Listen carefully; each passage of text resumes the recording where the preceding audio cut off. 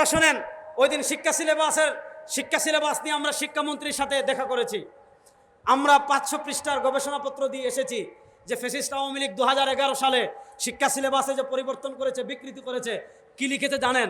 আমাদের বাংলাদেশ নাকি একসময় ভারতের অঙ্গরাজ্য ছিল। এগুলো আমাদের পাঠ্য বইয়ে আছে। তো আমরা বলে এসেছি যে শোনেন, আপনারা যে অন্তর্বর্তীকালীন ক্ষমতায় সরকার আছেন, আপনাদের পায়ের তলার মাটি কিন্তু আমরা, আপনাদের পায়ের তলার মাটি কিন্তু আওয়ামী লীগ না, আপনাদের পায়ের তলার মাটি কিন্তু নাস্তিক না, আপনাদের পায়ের তলার মাটি কিন্তু বামপন্থী শাহবাগীরা না।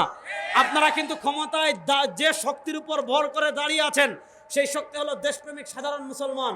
সুতরাং আমরা বলে এসেছি, এই দেশপ্রেমিক সাধারণ মুসলমানের তাহজিব তামাদ্দুন, কোরআন সুন্নাহ আকীদা বিরোধী শিক্ষা সিলেবাস যদি আবার বাংলাদেশের মানুষের উপর চাপিয়ে দেওয়ার চেষ্টা করা হয়, আপনাদের পায়ের তলায় মাটি থাকবে না বলে গেলাম ইনশাআল্লাহ।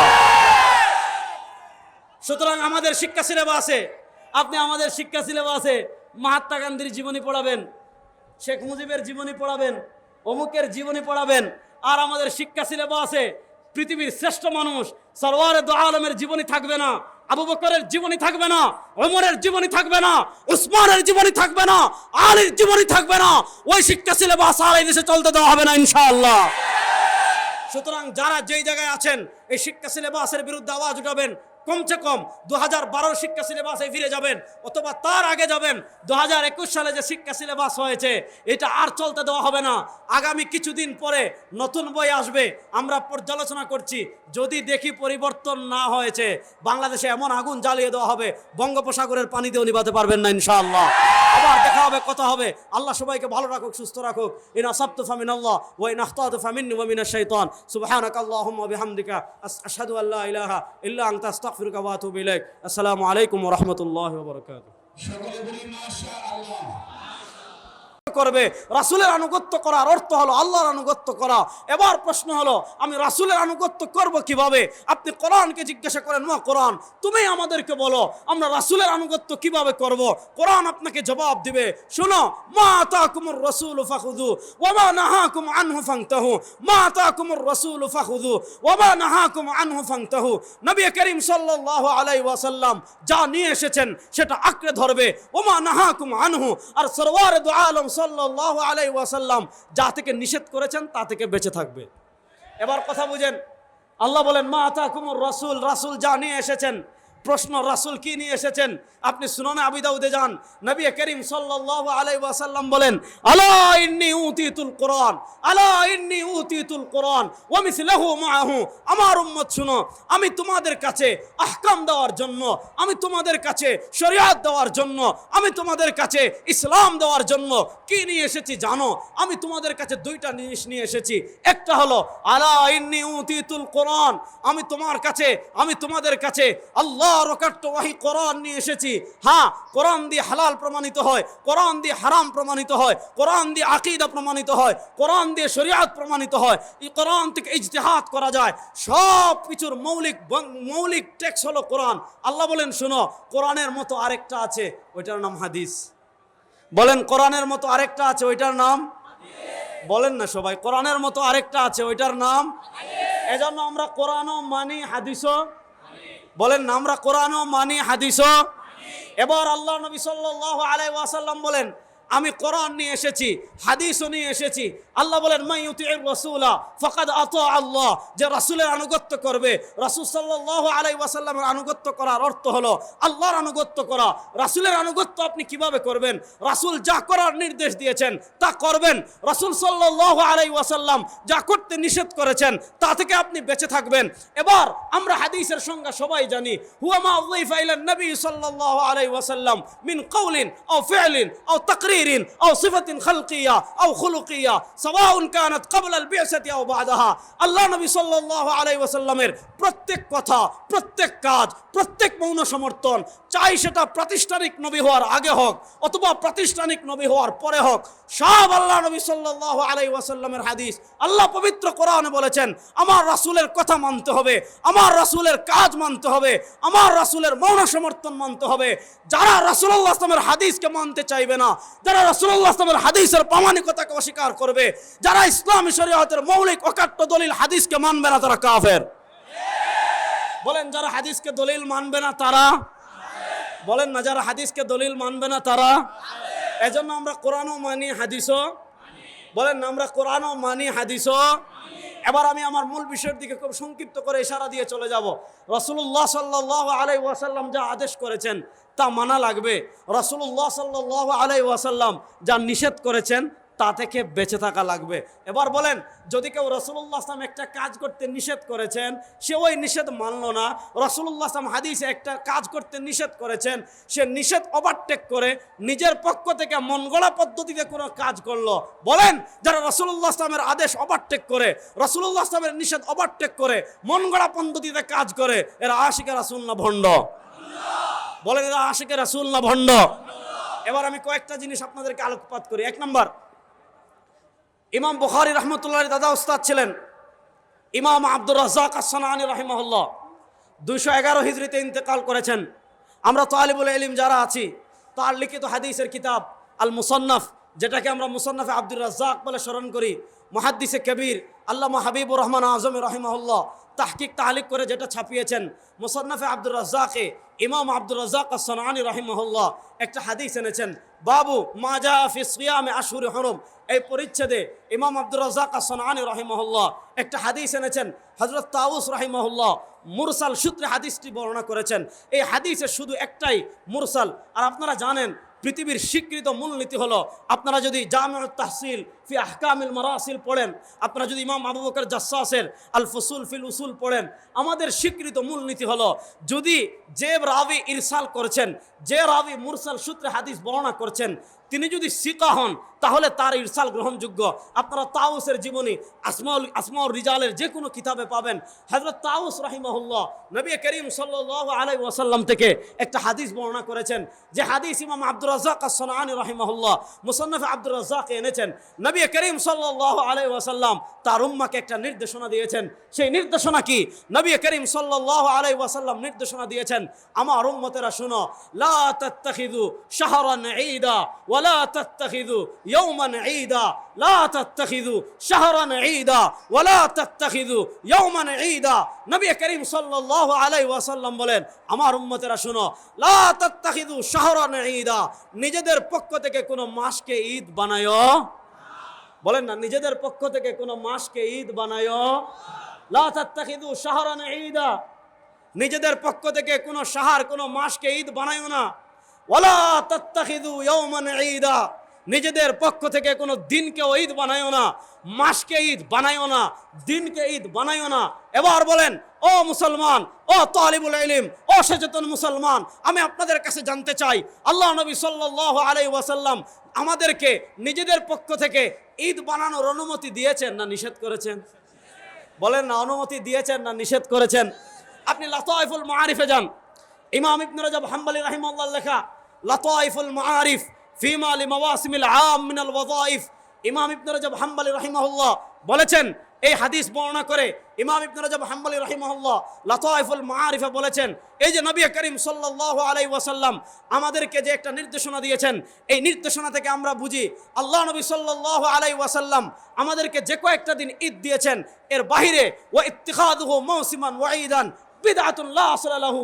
নবী করিম সাল্লাল্লাহু আলাইহি ওয়াসাল্লাম আমাদেরকে যে কয়েকটা দিন ঈদ বানিয়েছেন, এর বাহিরে গিয়ে নিজেদের পক্ষ থেকে কোনো ঈদ বানানো, এটা বিদআত লা আসলা লাহু, শরীয়তে এটার কোনো ভিত্তি, বলেন না শরীয়তে এটার কোনো ভিত্তি। এজন্য আমি আপনাদেরকে ইতিহাস বলি, শুনেন, যেহেতু মাদ্রাসার তালিবুল ইলম ভাইরা বেশি করে শুনেন। আমরা ইবনু দাকিকুল ঈদ রাহিমাহুল্লাহর কথা শুনেছি। ইবনু দাকিকুল ঈদ রাহিমাহুল্লাহ ইন্তেকাল করেছেন 702 হিজরিতে। আমরা তার আহকামের কিতাব আল ইমাম পড়ি, শরহুল ইলমাম পড়ি। ইবনু দাকিকুল ঈদ রাহিমাহুল্লাহর একটা কিতাব আছে। ইবনু দাকিকুল ঈদ রাহিমাহুল্লাহ আজ থেকে 700 বছর আগের মানুষ, তিনি ইন্তেকাল করেছেন 702 হিজরিতে। ইবনু দাকিকুল ঈদ রাহিমাহুল্লাহ লিখিত একটা কিতাব আছে ইহকামুল আহকাম, শরহু উমদাতুল আহকাম। সেখানে ইবনু দাকিকুল ঈদ রাহিমাহুল্লাহ লম্বা আলোচনা করেছেন যে ইসলামের শিআর যেগুলো আছে, ইসলামের ইবাদত যেগুলো আছে, ওয়াকাদ মানানা ইহদাস মা হুয়া শিআরুন ফিদ্দীনি। ইমাম ইবনু দাকিকুল ঈদ রাহিমাহুল্লাহ বলেছেন যে ইসলামের শিআর যেগুলো আছে, এগুলো আমাদের পক্ষ থেকে আবিষ্কার করার, নিজেদের পক্ষ থেকে গবেষণা করে আবিষ্কার করার কোনো সুযোগ নাই। বুঝতেছেন কথা? নিজেদের পক্ষ থেকে গবেষণা করে আবিষ্কার করার কোনো সুযোগ নাই। তাহলে যেমন ঈদুল গাদির, উনি উপমা দিয়েছেন ঈদে গাদিরের, কার রাওয়াফিজি, যেমন রাফিজির আমরা চিনি, ইসলামের ইতিহাসে একটা জঘন্য ফিরকা আছে রাফিদি, রাশিয়াদের রাফিদি ফিরকা। রাফিদি ফিরকার আকীদা কি? খুব সহজ করে বুঝেন। রাফিজি ফিরকার আকীদা হলো তাফযীলু আলীন আলা শাইখাইন, অর্থাৎ হযরত আবু বকর সিদ্দিক রাদিয়াল্লাহু তাআলা আনহু এবং ওমর ইবনুল খাত্তাব রাদিয়াল্লাহু তাআলা আনহু থেকেও হযরত আলী রাদিয়াল্লাহু তাআলা আনহু খেলাফতের বেশি হকদার। বলেন নাউজুবিল্লাহ। আচ্ছা, আপনারা আমার কথা বুঝতেছেন তো? তো তাদের এই আকীদা, তারা আলী রাদিয়াল্লাহু তাআলা আনহুকে হযরত আবু বকর সিদ্দিক এবং ওমর ইবনুল খাত্তাব রাদিয়াল্লাহু তাআলা আনহু থেকে খেলাফতের বেশি হকদার মনে করে। তারা আবু বকর হযরত আলী রাদিয়াল্লাহু তাআলা আনহুকে খেলাফতের বেশি হকদার মনে করার বেশ কিছু দলিল তারা বিকৃতি করে। তারপর একটা হলো, তার মধ্যে একটা হলো হাদিসে গাদিরে খুম। আপনারা জানেন জিলহজ মাসের 18 তারিখ নবী করিম সাল্লাল্লাহু আলাইহি ওয়াসাল্লাম বিদায় হজ শেষ করে যখন মদিনায় যাচ্ছেন, হযরত আলী রাদিয়াল্লাহু তাআলা আনহুর গনিমতের মাল বন্টন করাকে কেন্দ্র করে সাহাবায়ে কেরাম আলী রাদিয়াল্লাহু তাআলা আনহুর সিদ্ধান্ত মানছিলেন না। সাহাবায়ে কেরাম আলী রাদিয়াল্লাহু তাআলা আনহুর সমালোচনা করছিলেন, অর্থাৎ তার সিদ্ধান্ত না মেনে সিদ্ধান্তের বিরুদ্ধে আপত্তি তুলেছিলেন। আল্লাহ নবী সাল্লাল্লাহু আলাইহি ওয়াসাল্লাম গাদিরে খুম নামক জায়গায় হযরত আলী রাদিয়াল্লাহু তাআলার ব্যাপারে বলেছিলেন, মান কুনতু মাওলাহু ফাআলিয়ুন মাওলা, আমি যার মাওলা আলীও তার মাওলা, আমি যার অভিভাবক আলীও তার অভিভাবক। এই হাদিস খেলাফত সংক্রান্ত ছিল না। ইমাম বাইহাকি রাহিমাহুল্লাহ আল ইতিকাদ ওয়াল হিদায়া ইলা সাবিলির রাশাদ, ইমাম বাইহাকি রাহিমাহুল্লাহর আকীদার বিখ্যাত কিতাব আছে আল ইতিকাদ ওয়াল হিদায়া ইলা সাবিলির রাশাদ। আমি আমার তালিবুল ইলম ভাইদেরকে বলে যাব, এই কিতাব সংগ্রহ করবেন, পড়বেন। আমাদের আকীদার মৌলিক কিতাব আল ইতিকাদ ওয়াল হিদায়া ইলা সাবিলির রাশাদ।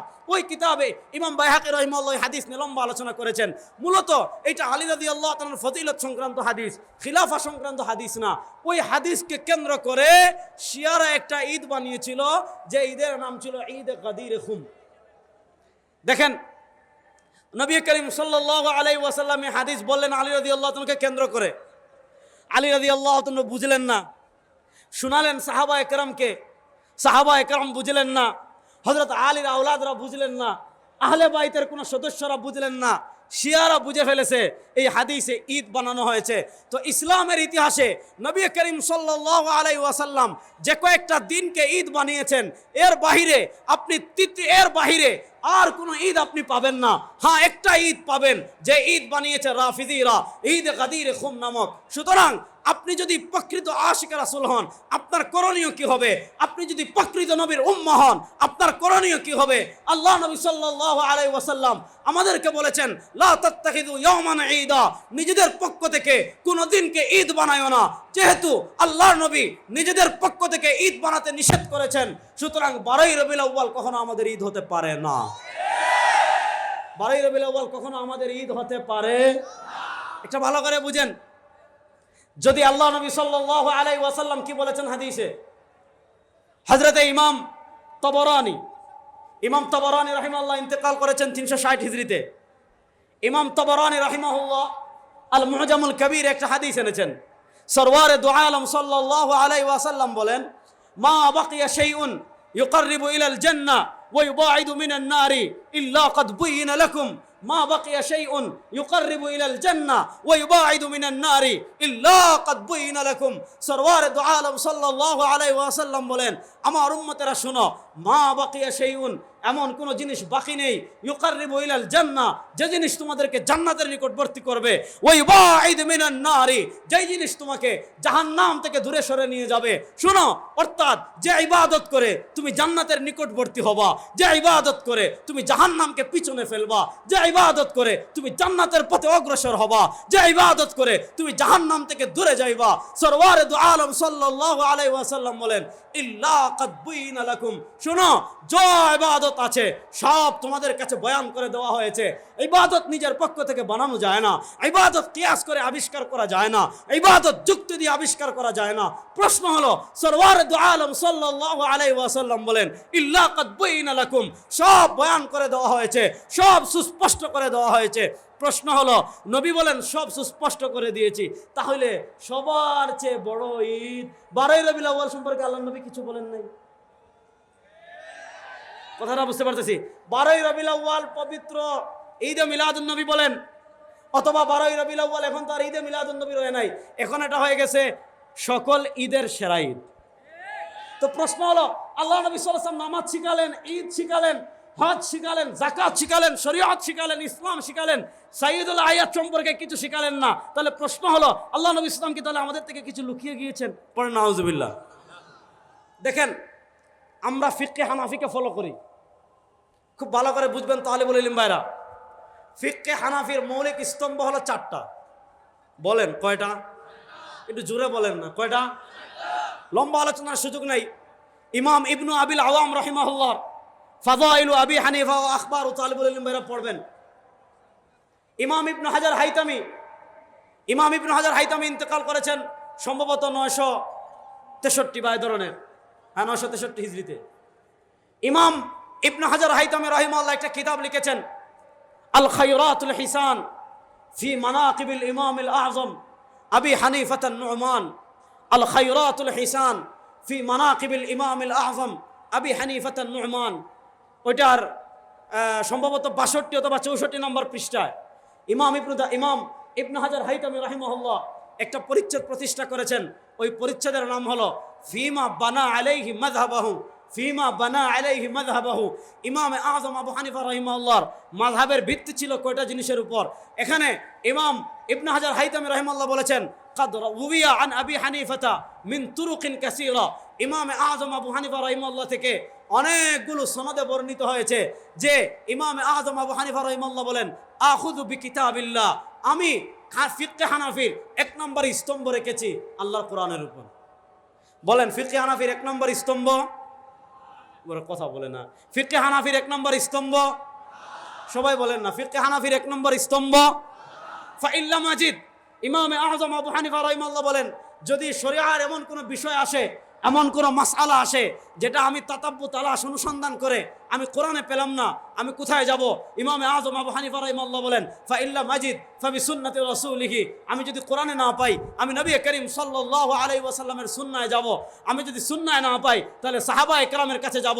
আমি যদি সাহাবায়ে কেরামের কাছে না পাই, ফাইদান তাহাল ইলা আমির ওয়া শাবি ওয়া আতা আজতাহিদু কামা ইজতাহাদু হুম রিজাল ওয়া নাহনু রিজাল। যদি কোরআনেও না পাই, যদি হাদিসেও না পাই, যদি সাহাবায়ে কেরামেও না পাই, যদি বিষয়টা তাবিঈদের পর্যন্ত আসে, তাহলে অন্যান্য তাবিঈরা যেমন ইজতিহাদ করেছেন আমিও তেমন ইজতিহাদ করব।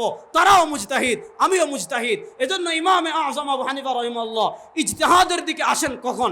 ইমাম আযম আবু হানিফা রাহিমাহুল্লাহ ইজতিহাদের দিকে আসেন যখন কোরআনে পান না, যখন হাদিসে পান না, যখন জামাতে সাহাবায়ে পান না, তখন ইজতিহাদের দিকে আসেন। এবার প্রশ্ন হলো, মিলাদুন নবী মানে আল্লাহ নবী সাল্লাল্লাহু আলাইহি ওয়াসাল্লামের জন্ম, আল্লাহ নবী সাল্লাল্লাহু আলাইহি ওয়াসাল্লাম জন্মগ্রহণ করেছেন, আমরা খুশি না বেজার?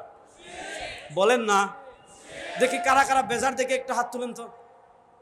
এই একজন বেজার শুধু, ও না বুঝে হাত তুলছে। আচ্ছা, আল্লাহ নবী সাল্লাল্লাহু আলাইহি ওয়াসাল্লামের, আমার সময় শেষ নাকি? শেষ হলে আমাকে বললেন, আমি শেষ করে দেব। আল্লাহ নবী সাল্লাল্লাহু আলাইহি ওয়াসাল্লামের আগমনে আমরা কারা কারা খুশি দেখে একটু হাত তুলি তো। আল্লাহ নবী সাল্লাল্লাহু আগমনে আমরা খুশি না বেজার? বলেন না। আল্লাহ নবী ইসলাম দুনিয়াতে এসেছেন, আমরা ইসলাম পেয়েছি, শরিয়ত পেয়েছি, আমরা খুশি না বেজার? এবার হাত নামান। তো আল্লাহ নবী সাল্লাল্লাহু আলাইহি ওয়াসাল্লামের আগমনে আমরা খুশি। এবার প্রশ্ন হলো, আল্লাহ নবী সাল্লাল্লাহু আলাইহি ওয়াসাল্লামের আগমনে যে আমরা খুশি হয়েছি, এই খুশি প্রকাশ করব কিভাবে? দেখেন, মিলাদুন নবী মানে আল্লাহ নবী ইসলামের জন্ম।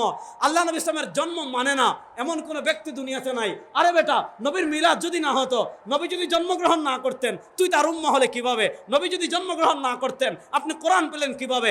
নবী করিম সাল্লাল্লাহু জন্মগ্রহণ না পেলে আপনি মুসলমান হলেন কিভাবে? তাহলে মিলাদুন নবী মানে নবী করিম সাল্লাল্লাহু আলাইহি ওয়াসাল্লামের জন্ম। আল্লাহ নবী জন্মগ্রহণ করেছেন, এই কথা কেউ অস্বীকার করে না। আল্লাহ নবীর আগমনে আমরা খুশি হয়েছি, এই কথা কেউ অস্বীকার করে না। প্রশ্ন হলো, খুশি প্রকাশ করব কিভাবে? আমরা বলি খুশি প্রকাশ করব ওইভাবে যেইভাবে করেছেন নবী এবং সাহাবা। নবী এবং সাহাবাকে বাদ দিয়ে মন গড়া পদ্ধতিতে খুশি প্রকাশ করা বিদআত ছাড়া কিচ্ছু না। এখানে ইখতিলাফটা লাগেছে পদ্ধতি নিয়ে। প্রশ্ন হলো আল্লাহ নবী ইসলামের জন্মের খুশি আমরা প্রকাশ করব কিভাবে? উত্তর সহজ, যেভাবে করেছেন নবী এবং সাহাবী। এবার প্রশ্ন হলো, এটা বলে আমি শেষ করব, এবার প্রশ্ন হলো নবী করিম সাল্লাল্লাহু আলাইহি ওয়াসাল্লাম তার জন্মের খুশি প্রকাশ করেছেন কিভাবে? আপনি তিনটা হাদিস আমি বলবো, তিনটা হাদিসের মৌলিক টেক্সট হলো একটা, ইমাম মুসলিম রাহিমাহুল্লাহ সহিহ মুসলিমে হাদিস এনেছেন, হযরত আবু কাতাদা আনসারী রাদিয়াল্লাহু তাআলা থেকে হাদিস এসেছে, আল্লাহ নবী সাল্লাল্লাহু আলাইহি ওয়াসাল্লাম প্রত্যেক সোমবারে রোজা রাখতেন। কি বারে? বলেন না, কি বারে? হযরত আবু কাতাদা আনসারী রাদিয়াল্লাহু তাআলা আনহু বলেন, সুইলা রাসূলুল্লাহ সাল্লাল্লাহু আলাইহি ওয়াসাল্লাম আন সিয়াম ইয়াউমিল ইসনাইন, আল্লাহ নবী সাল্লাল্লাহু আলাইহি ওয়াসাল্লাম সোমবারে রোজা রাখতেন। তাকে জিজ্ঞাসা করা হলো, ইয়া রাসূলুল্লাহ আপনি কেন সোমবারে রোজা রাখেন? হাদিসে তিনটা কারণ পাওয়া যায়। আসবাবুল আউয়াল, প্রথম কারণ, সরওয়ারে দু আলম সাল্লাল্লাহু আলাইহি ওয়াসাল্লাম বলেন, ফিহি ওয়ালিদতু, সোমবারে রোজা রাখার এক নম্বর কারণ হলো সোমবারে আমি জন্মগ্রহণ করেছি। দুই নম্বর কারণ, ফিহি উবআসু আলাইয়া, সোমবারে আমার উপর প্রথম ওহী আসছে। তিন নম্বর কারণ, আশ-শামাইলুল মুহাম্মাদিয়াতে ইমাম তিরমিজি রাহিমাহুল্লাহ হাদিস এনেছেন, আল্লাহ নবী সাল্লাল্লাহু আলাইহি ওয়াসাল্লাম বলেন, সোমবার এবং বৃহস্পতিবার বান্দার আমল আল্লাহর কাছে পেশ করা হয়। ইন্নী উহিব্বু আন উরাদা আমালি ওয়া আনা সাইম, সরওয়ারে দু আলম সাল্লাল্লাহু আলাইহি ওয়াসাল্লাম বলেন, আমি পছন্দ করি আমার আমল আল্লাহর কাছে এমনভাবে উপস্থাপন করা হোক যে আমি রোজাদার। তাহলে আল্লাহ নবী সাল্লাল্লাহু আলাইহি ওয়াসাল্লাম তার জন্ম পালন করেছেন কিভাবে? আল্লাহ নবী ইসলাম তার জন্ম মিলাদ পালন করেছেন কিভাবে? উত্তর সহজ, আমরা হাদিসে পেয়ে যাই, তিনি মিলাদ পালন করেছেন সোমবারে রোজা রাখার মাধ্যমে। তিনি মিলাদ পালন করেছেন কিভাবে? সোমবারে। দেখেন, একটা হলো জন্ম তারিখ, আরেকটা হলো জন্মবার। মনোযোগ, একটা হলো জন্ম তারিখ, গভীর মনোযোগ, একটা হলো জন্ম তারিখ, আরেকটা হলো জন্মবার। জন্ম তারিখ বছরে আসে একবার, জন্মবার সপ্তাহে আসে একবার। আল্লাহ নবী ইসলামের জন্ম তারিখ নিয়ে মতানৈক্য আছে। 8 তারিখ বলেন, 12 তারিখ বলেন, 9 তারিখ বলেন, 18 তারিখ বলেন, যত তারিখ বলেন, তারিখ যদি 8 তারিখও ধরেন বছরে আসবে একবার, 9 তারিখ ধরলে বছরে আসবে একবার, 12 তারিখ ধরলে বছরে আসবে একবার, 18 তারিখ ধরলে বছরে আসবে একবার। যদি জন্ম তারিখ নির্ধারণ করেন বছরে আসবে একবার, আর যদি জন্মবার নির্ধারণ করেন সোমবার, প্রত্যেক সপ্তাহে আসে একবার, মাসে আসে কমসে কম 4 বার, বছরে আসে 4 বার 48, কমসে কম 48 বার। এবার দেখেন, আল্লাহ নবী সাল্লাল্লাহু আলাইহি ওয়াসাল্লাম তার জন্ম উদযাপনের জন্য তারিখকে নির্ধারণ করেন নাই, তিনি তার জন্ম উদযাপনের জন্য নির্ধারণ করেছেন বারকে। আল্লাহ নবী সাল্লাল্লাহু আলাইহি ওয়াসাল্লাম তার জন্ম উদযাপনের জন্য 1 নম্বর নির্ধারণ করেছেন বারকে, আমি নির্ধারণ করলাম তারিখকে। আল্লাহ নবী রেখেছেন রোজা, আমি বানিয়েছি ঈদ। কথা ভালো করে বুঝেন। অথচ আল্লাহ বলেছেন, মা ইউতির রাসূলা ফাকাদ আতা আল্লাহ, যে রাসূলের আনুগত্য করবে সে আল্লাহর আনুগত্য করবে। এজন্য যারা প্রকৃত আশিক রাসূল দাবি করবেন, আপনি যদি রাসূলুল্লাহ সাল্লাল্লাহু আলাইহি ওয়াসাল্লামের মিলাদ হাদিস সম্মত পন্থায়, শরিয়া সম্মত পন্থায় উদযাপন করতে চান, পথ আছে একটা, সেটা হলো প্রত্যেক সোমবারে রোজা রাখবেন। এজন্য আগামী সোমবারে সবাই রোজা রাখবেন তো ইনশাআল্লাহ। এছাড়া আর কোনো কিছু হাদিসে নাই, আর কোনো কিছু শরীয়তে নাই। এখানে যে হাদিসগুলো আনা হয় এগুলা সব বিকৃতি। কুল বিফাদলিল্লাহি ওয়া বিরহমাতিহি ফাবিযালিকা ফালিয়াফরাহু, ওইদিকে আমি যাচ্ছি না। এজন্য শুনেন, রাসূলুল্লাহ ইসলামের জন্ম সংক্রান্ত একটা কথা বললাম, এবার দ্বিতীয় আরেকটা কথা বলে আমি আমার আলোচনা শেষ করব। আমি 3-4 মিনিট সময় আয়োজকদের থেকে চেয়ে নিচ্ছি, এটা বলে শেষ করব। আপনারা জানেন বাংলাদেশ এখন একটা পরিবর্তনের মধ্য দিয়ে যাচ্ছে। পৃথিবীর ইতিহাস আপনি দেখেন, আপনি আমাদের পার্শ্ববর্তী ভারতের দিকে তাকান, ওখানে সংখ্যাগরিষ্ঠ হলো হিন্দু। যেহেতু সংখ্যাগরিষ্ঠ হলো হিন্দু, সেখানে হিন্দুদের ধর্মীয় বিরোধী কোনো আইন হয় না। হিন্দুদের, তাদের যে সংখ্যাগরিষ্ঠ মানুষ, তাদের চেতনার বাহিরে গিয়ে কোনো আইন হয় না। আপনি আমাদের আরেক পার্শ্ববর্তী রাষ্ট্র মিয়ানমারের দিকে তাকান, মিয়ানমারে হলো সংখ্যাগরিষ্ঠ হলো বৌদ্ধরা সংখ্যাগরিষ্ঠ হওয়ার কারণে রাষ্ট্রীয় সুবিধা পায়। আপনি যদি ইসরায়েলের দিকে তাকান, ইসরায়েল হলো সংখ্যাগরিষ্ঠ হলো ইয়াহুদি ধর্মের বিরুদ্ধে কোনো আইন হয় না। আপনি ইউরোপ আমেরিকার দিকে তাকান, ইউরোপ আমেরিকায় আপনারা দেখেছেন সংখ্যাগরিষ্ঠ হলো কারা? সংখ্যাগরিষ্ঠ হলো খ্রিস্টানরা, সেখানে খ্রিস্ট ধর্মের বিরুদ্ধে কোনো আইন হয় না। আপনারা জানেন বাংলাদেশে বৈষম্য বিরোধী আন্দোলন হয়েছে, বৈষম্য বিরোধী আন্দোলন ছাত্ররা যেমন করেছে, মাদ্রাসার ছাত্ররাও তেমন করেছে, ইসলামী সংগঠনগুলো তেমন করেছে। আমরা শুরু থেকে শেষ পর্যন্ত মাঠে ছিলাম।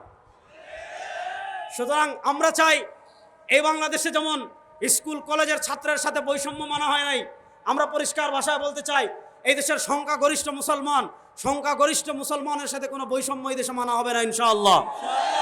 সংখ্যাগরিষ্ঠ মুসলমানের তাহজিব তামাদ্দুন পরিপন্থী, তাহজিব পরিপন্থী, আকীদা পরিপন্থী, ঈমান পরিপন্থী, ইসলাম পরিপন্থী, কোরআন পরিপন্থী, হাদিস পরিপন্থী কোন আইন, কোন নীতি, কোন শিক্ষা সিলেবাস এই দেশে আর চলতে দেওয়া হবে না ইনশাআল্লাহ।